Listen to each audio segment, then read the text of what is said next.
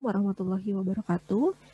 Ini adalah topik ke-14 ya dari mata kuliah Biostatistik Deskriptif tentang distribusi sampling. Sebelum kita masuk ke materi, kita harus memahami dulu arti dari statistik inference. Seperti yang telah kalian ketahui bahwa mata kuliah biostatistik itu dibagi menjadi dua ya di Prodi Gizi UHAMKA. Ada statistik deskriptif, ada statistik inference. Nah, untuk inference adalah semua cara atau metode yang digunakan untuk menggeneralisasi hasil dari suatu sampel menjadi hasil populasi. Karena pada saat kita melakukan pengambilan data di dalam penelitian, ada kalanya kita tidak bisa mengambil data keseluruhan populasi karena terbatasnya sumber daya, maka yang diambil adalah data sampel. Tapi data sampel tersebut tetap bisa disimpulkan menjadi data populasi ya. Nah, prinsip itu yang disebut dengan generalisasi. Sedangkan distribusi sampling yang akan kita pelajari adalah dasar di dalam statistik inference. Ini pengertiannya ya. Pengertian dari distribusi sampling adalah distribusi dari mean yang diambil secara berulang kali dari suatu populasi. Distribusi sampling adalah distribusi dari besaran-besaran statistik seperti rata-rata, simpangan baku, dan juga proporsi yang mungkin muncul dari sampel-sampel. Jadi dari distribusi sampling, kita mendapatkan distribusi dari rata-rata, simpangan baku, atau standar deviasi, dan juga proporsi. Kalau datanya kontinu berarti rata-rata dan standar deviasi, tapi kalau datanya diskrit berarti proporsi. Nah, ini adalah tabel yang menunjukkan perbedaan penulisan dari data statistik sampel dan data parameter populasi. Kalau mean ditulisnya X bar, kalau di populasi namanya mu. Standar deviasi di sampel itu S atau SD ya. Kalau populasi namanya simbolnya tau seperti ini. Sedangkan kalau jumlah unit pengamatan, kalau di sampel disimbolkan dengan N kecil, kalau di populasi yang besar. Ini adalah visualisasi dari distribusi sampling. Ketika kita memiliki sebuah populasi penelitian, kemudian kita bagi, ada beberapa peneliti yang melakukan penelitian di populasi tersebut, terambillah peneliti 1, mendapatkan sampel, sekumpulan sampel 1, peneliti 2 mendapatkan sekumpulan sampel 2, dan peneliti 3 mendapatkan sekumpulan sampel N. Dari sampel-sampel ini kemudian didapatkanlah hasil rata-rata, katakanlah rata-rata kadar Hb ya dari populasi ini. Rata-rata 1, rata-rata 2, dan rata-rata N. Kalau kumpulan rata-rata ini kita rata-ratain lagi, maka disebutnya adalah distribusi sampling. Nah, ini ya, hanya penjelasan tambahan bahwa distribusi sampling itu adalah perhitungan rata-rata, gabungan rata-rata. Dan ukuran statistik lainnya ya, yaitu standar deviasi dan juga proporsi. Kemudian sifat dari distribusi sampling kita kenal dengan teorema limit pusat atau central limit teorema. Ada 3 sifat di dalam teorema limit pusat. Yang pertama, jika sampel random dengan n elemen yang diambil dari suatu populasi normal memiliki min sama dengan mu dan varian adalah tau kuadrat. Nah, seperti yang sudah kalian ketahui bahwa varian itu adalah standar deviasi dikuadratkan ya. Maka distribusi sampling harga min dari kumpulan sampel tersebut adalah memiliki min yang sama dengan mu atau minnya sama dengan nilai rata-rata populasi. Dan varian atau standar deviasi dihargai atau dikenal sebagai standar error. Jadi kalau di distribusi sampel tadi namanya rata-rata distribusi sampling atau distribusi sampling harga min, maka simpangannya disebutnya standar error. Sifat yang kedua, apabila populasi berdistribusi normal, kemudian distribusi sampling harga min juga pasti akan berdistribusi normal. Nah, karena berlaku teori ini, maka rumus berikut ini yang digunakan. Kita menggunakan Z-score juga ya, karena tadi kan prinsipnya adalah distribusi normal. Z-score sama dengan X bar atau rata-rata sampel dikurangi rata-rata populasi dibagi standar deviasi dari min atau standar error. Ini kita juga bisa bilang kalau ini adalah simbol dari standar error sebetulnya, karena dia adalah standar deviasi dari kumpulan min. Sifat yang ketiga, walaupun populasi berdistribusi sembarang, kalau diambil sampel berulang kali secara random, maka distribusi harga minnya akan membentuk distribusi normal. Jadi meskipun populasi itu distribusinya tidak normal misalnya, tapi kalau diambil sampelnya secara berulang kali dan secara random, harga minnya pun akan cenderung mendekati atau membentuk distribusi normal. Sekarang kita masuk ke jenis-jenis distribusi sampling. Ada 4 ya, ada distribusi sampling rata-rata, proporsi, beda 2 rata-rata, dan beda 2 proporsi. Tapi kalau yang 2 terakhir ini akan kita pelajari nanti di biostatistik inference. Jadi untuk hari ini kita hanya akan belajar yang distribusi sampling rata-rata dan proporsi. Untuk distribusi sampling rata-rata atau distribusi rata-rata sampel adalah distribusi dari rata-rata. Nah, ini digunakan untuk data kontinu. Contohnya, sebuah populasi berukuran 6, artinya ada N-nya 6. Anggotanya adalah 2, 3, 5, 6, 8, dan 9. Kemudian mau diambil sampel 2 dari 6 populasi ini. Buatlah distribusi sampling rata-ratanya. Berarti dari 6 jumlah N yang mungkin tadi, kalau kita mau ambil 2 sampel secara acak, kemungkinan yang muncul itu ada 15. Bisa jadi terambil si 2 dan 3, terambil si 2 dan 5, dan seterusnya ya. Nah, ini bisa kita hitung dengan kombinasi sebenarnya. Kombinasi 2 dari 6. Jadi kalau kita buat tabel distribusi sampling rata-ratanya, maka akan dapat tabel berikut ya. Ini menunjukkan nilai X bar atau rata-rata, kemudian nilai F atau frekuensi atau jumlah, dan probabilitas munculnya. Misalnya nilai X bar 2. Nilai X bar 2, 2,5 ya. Ada berapa nilai X bar 2,5? Ada 1 aja, berarti F-nya 1. Kemudian F-nya 1, maka probabilitasnya adalah 1/15 atau 0,07. Kenapa 15? Karena jumlah seluruh kemungkinan itu ada 15. Untuk yang lain juga sama, misalnya X bar 4 ya. Ada berapa X bar 4? 1, 2. 2 ya, jadi 2. F-nya, probabilitasnya berarti 2/15. Jumlah seluruh probabilitas dari 15 kejadian ini harusnya 1. Karena jumlah peluang itu 1. Baik, untuk distribusi sampling rata-rata berlaku hal-hal berikut ini untuk sampel dari populasi terbatas. Artinya, jumlah populasi itu diketahui ya. Nah, kalau hal seperti ini berarti yang berlaku adalah mu X bar sama dengan mu. Atau rata-rata dari distribusi sampling atau distribusi sampling harga rata-rata, yaitu sama dengan rata-rata populasi. Kemudian berapa standar deviasinya? Nah, ini kan tadi bisa kita anggap ini tau dari rata-rata. Ini kan tadi standar error ya. Berarti standar errornya sama dengan standar simpangan baku populasi atau standar deviasi populasi dibagi akar N kecil, dikali akar N besar min N kecil, dibagi N besar min 1. Di mana N besar ini jumlah populasi, N kecil jumlah sampel. Ini kalau peluang dari atau rasio dari sampel per populasi itu lebih dari 5%. Kalau rasio dari sampel dengan populasi itu kurang dari 5% atau kecil jumlah atau besar jumlah sampelnya ya, maka yang berlaku adalah rumus ini. Ini untuk distribusi sampling harga minnya atau rata-rata dari rata-rata. Ini untuk standar error. Contohnya, toko undur-undur memiliki 5 karyawan, yaitu A, B, C, dan E. C, D, dan E. Ya benar. Dengan upah per jam dalam ribu rupiah itu 2.000, 3.000, 3.000, 4.000, 5.000. Tentukan rata-rata sampel dari 2 unsur, kemudian rata-rata dari rata-rata sampel. Rata-rata dari rata-rata ini adalah distribusi sampling harga rata-rata ya. Kemudian simpangan baku, distribusi sampling harga rata-rata untuk simpangan baku atau standar error. Pertama tentukan dulu berapa kombinasi yang mungkin. Berarti hitung C 2 dari 5. Hasilnya 10. Berarti ada 10 kemungkinan sampel.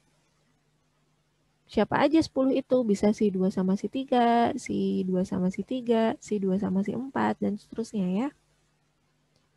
Kemudian kita hitung rata-rata sampelnya. Bagaimana cara menghitungnya? Dijumlahkan 2 tambah 3 bagi 2. Hasilnya 2,5. 2 tambah 3 bagi 2, hasil 2,5. 2 tambah 4 bagi 2, hasilnya 3. Dan seterusnya sampai 10-10-nya dihitung ya. Kemudian kita hitung rata-rata dari rata-rata sampel atau rata-rata dari populasi itu sendiri. Karena kan tadi berlaku hukum rata-rata dari rata-rata sampel itu sama dengan rata-rata. Berarti langsung aja dihitung rata-ratanya. 2 tambah 3 tambah 3 tambah 4 tambah 5 dibagi 5. Hasilnya 3,4. Kalau mau dihitung rata-rata dari sini juga bisa. Hasilnya pasti sama, 3,4 juga.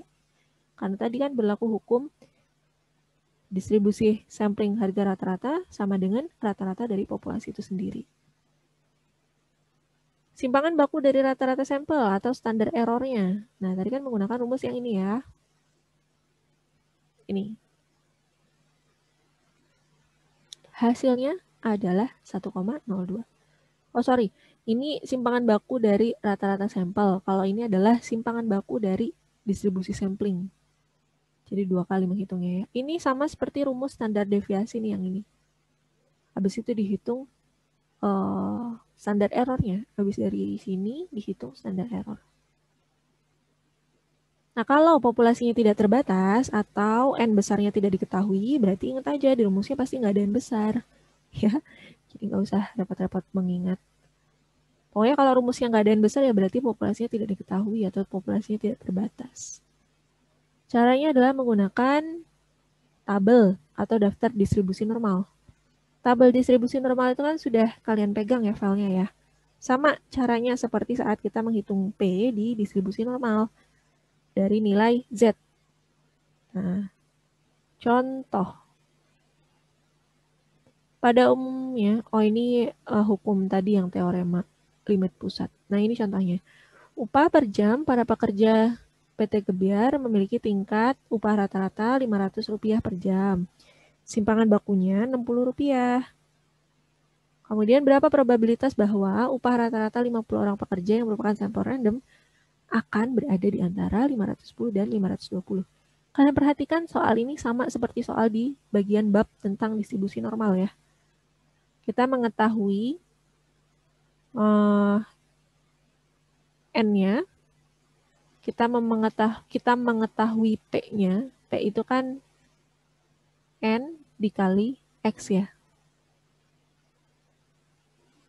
Kemudian kita mengetahui nilai X yang dicari. X yang dicari itu antara 510 sampai 520. Dengan cara yang sama, kita menghitung. Dengan cara seperti distribusi normal, kita menghitung jawaban dari soal ini. Pertama, karena ukuran populasi tidak diketahui, maka dianggap sebagai populasi tidak terbatas atau jumlah populasi sangat banyak ya. Mu sama dengan 500. Ini kan sudah diketahui dari soal, maka kalau kita mau mencari distribusi sampling harga rata-rata untuk standar errornya itu sama dengan tau per N. Taunya tadi kan udah diketahui dari soal ya, 60 dibagi akar 50. N-nya jumlah sampelnya. 8.000. Bukan 8.000, 8,485. Kemudian untuk Z-nya, Z itu kan kalau di distribusi normal kemarin, Z itu nilainya adalah selisih antara nilai terjauh dikurangi rata-rata dibagi standar deviasi ya. Nih. Ini juga sama. Ini kan tadi ada 2X ya yang dicari 510 dengan 520. Berarti dia ada di dua titik berbeda. Kalau untuk X barnya 510 berarti Z-nya 510 dikurangi 500. 500 itu dari rata-rata populasi dibagi 8,485. Z-nya segini. Berarti kalau ketemu Z kita hitung atau cari di tabel untuk nilai P-nya berapa. Begitupun dengan yang 520. Cari dari Z ini nilai P-nya berapa di tabel. Nah, dapat nih. Ternyata kalau 2,36 P-nya itu 0,4909. Kalau untuk 1,18 P-nya itu 0,3810. Tinggal dihitung selisihnya karena kan tadi yang dicari adalah P antara dua rata-rata ini. Berarti yang setelah didapatkan dua-duanya dikurangi. Hasilnya 0,1099. Sekarang proporsi, berarti kalau proporsi adalah untuk data diskrit ya. Proporsi dari populasi dikatakan atau dinyatakan dengan jumlah data dibagi jumlah sampel. Jumlah kejadian dibagi jumlah seluruh kemungkinan kejadian. Peluang ya, rumus dasar peluang. Nah, kita langsung masuk ke contoh saja. Apabila populasi yang beranggotakan 6 orang, 3 diantaranya perokok dan yang lainnya bukan perokok. Nah, ini kan udah pasti dia diskrit ya, karena dihitung. Dari 6 orang, 3 orangnya perokok dan lainnya bukan perokok. Berarti kan perokoknya ada 50%, bukan perokoknya juga 50%. Apabila sampel yang beranggotakan 3 orang, proporsi atau banyaknya sampel untuk ketiga orang sampel perokok, 2 perokok, dan 1 perokok, 1 perokok dan 2 bukan perokok. Atau ketiganya bukan perokok. Intinya, mau diambil 3 sampel. Berapa banyak peluangnya, 3-3-nya dari orang sampel yang diambil itu adalah perokok. Kemudian berapa peluangnya yang 2 perokok, yang 1 bukan. Berapa peluangnya yang 1 perokok dan yang 2 bukan. Atau 3-3-nya bukan perokok. Nah, ini kan ada beberapa kemungkinan. Itu yang harus kita cari. Kemudian kita kasih nama nih. Kita kasih nama yang perokok itu si A, si B, si C. Sedangkan yang bukan perokok itu si K, L, dan M. Seperti biasa untuk menghitung berapa banyak kejadian yang mungkin atau sampel yang bisa diambil itu dengan kombinasi ya. Kombinasi 3 dari 6. Nah, kalau mau diuraikan seperti ini ya. Berarti ini ketiganya bukan perokok. Ini ketiganya perokok. Ya, ingat penamaan tadi. Nah, sekarang kita mau hitung dari jumlah sampel yang mungkin. Kita mau tadi kan yang ditanya 3-3-nya perokok. Berarti 3-3-nya perokok itu adalah KLM 1. 1 aja ya. 1 aja. Maka F-nya 1. Kemudian 2 perokok, 1 bukan perokok. 2 perokok, 1 bukan perokok. Berarti ini nih, 1, 2, 3,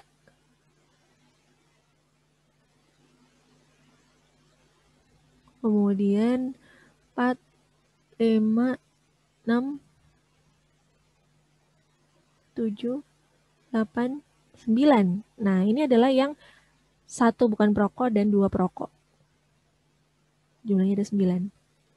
Sekarang 1 perokok, 2 bukan perokok. 1 perokok, 2 bukan perokok. Ini 1, 2, 3, 4, 5, 6, 7, 8, 9. 9 juga ya. Kemudian 3-3-nya bukan perokok. Tadi kan cuma 1 ya. Jadi masukin 1. Hitung peluangnya. 1 per 20, 0,05. 9 per 20, 0,45. Dan seterusnya. Jumlahnya seluruhnya pasti 1. Udah selesai. Sekarang yang ini populasi besar ya. Populasi tidak terbatas. Kalau ini untuk populasi tidak terbatas. Ini untuk populasi terbatas. Caranya sejenis dengan yang tadi min ya. Contohnya sebuah toko memiliki 6 karyawan. ABC senang membaca, XYZ tidak. Mau diambil 4 sampelnya. Hitung distribusi populasinya. Pertama kita hitung dulu banyaknya kejadian yang mungkin ya. Kombinasi 4 dari 6, 15. 15-nya itu apa aja diuraikan. Ada 1 senang membaca dan 3 tidak, yaitu mereka. 2 senang membaca dan 2 tidak, yaitu mereka. Kemudian 3 senang membaca dan 1 tidak. Ini. Terus diuraikan sama seperti yang atasnya tadi. Untuk kejadian 1 ada kemungkinan 3 kali muncul. Untuk kejadian 2 senang membaca dan 2 tidak itu ada 9 kejadian. Dan untuk yang 3 senang membaca dan 1 tidak itu ada 3 kejadian. Udah deh dihitung probabilitasnya. 3 per 15, 0,2. 9 per 15, 0,6. 3 per 15, 0,2 juga. Proporsi untuk sukses atau senang membaca. Berarti kan senang membaca itu ada 3 ya tadi orangnya. Dari berapa orang? Dari 6. Berarti 3/6 sama dengan 1/2 atau 50%.